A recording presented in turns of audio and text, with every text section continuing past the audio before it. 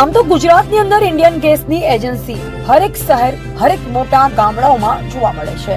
આ એજન્સી દ્વારા સરકારી ગેસના બાટલાનું વિતરણ કરવામાં આવે છે, જ્યાં ગ્રામજનોની મોટી ભીડ જોવા મળે છે। ત્યાં ફાયર સેફટી અને જે વર્કરો કામ કરી રહ્યા છે તેમના માટે સેફટી વાળા બૂટ તથા સેફટી હેલ્મેટ પહેરવું ફરજિયાત હોય છે, જ્યાં દરેક ગ્રાહકને અંદર જવા માટે સખત મનાઈ હોય છે, કારણ કે ગેસ એજન્સીમાં હજારોની સંખ્યામાં ગેસના સિલિન્ડરો રાખવામાં આવતા હોય છે, જેના વિસ્ફોટથી કોઈને ઈજા ન પહોંચે માટે સેફટી અને ગ્રાહકની સુરક્ષા ફરજિયાત હોય છે। પરંતુ આજે મળતી માહિતી પ્રમાણે રાધનપુરમાં આવેલ નિમેશ ગેસ એજન્સીમાં ગ્રાહકી ભગવાન, ગ્રાહકી મજૂર અને ગ્રાહકી સબકુછ આવી પરિસ્થિતિ જોવા મળી રહી છે। ત્યાં કોઈ પણ સ્ટાફ નથી, માત્ર ગોડાઉનમાં એક જ વ્યક્તિ રાખેલ છે, તેના દ્વારા આખા ગોડાઉનનો વહીવટ સંભાળવામાં આવે છે, જ્યાં જાગૃત નાગરિક ગેસનો સિલિન્ડર લેવા જતા નજર પડેલ દ્રશ્યમાં જોવા મળી રહ્યું છે। ત્યાં બેઠેલ ગેસના કર્મચારી દ્વારા ખુલ્લેઆમ દાદાગીરી જોવા મળી અને ગ્રાહકને કહેવામાં આવ્યું, જાતે જ ગોડાઉનમાંથી બાટલો લેવાનો રહેશે, નહીતર આપને ગેસનો બાટલો આપવામાં આવશે નહીં।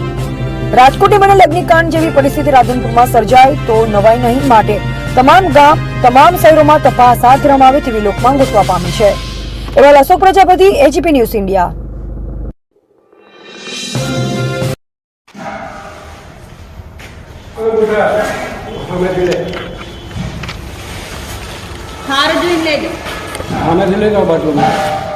લેવરાઈ ગયો નહીં મેળવા આવો, નહીં લેવરાવો તો બાટલો નહીં આવે એવું મેળવાનો અમારે, લેવાનો અમારે, ગોઠવવાનો અમારે સારું કહે એટલે ના ના ખબર પડવી પડે ને આપણને યાર, શું કેવું ભાઈ?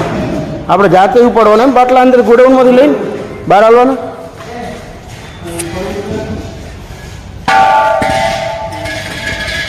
એ બાટલો બારે ના ખાલી કહો તમે ગોડાઉનમાં આમાંથી આટલામાં ઉપર થઈએ નહીં એવું એમ સરસ, એટલે ખબર પડે ને આપણને કે ભાઈ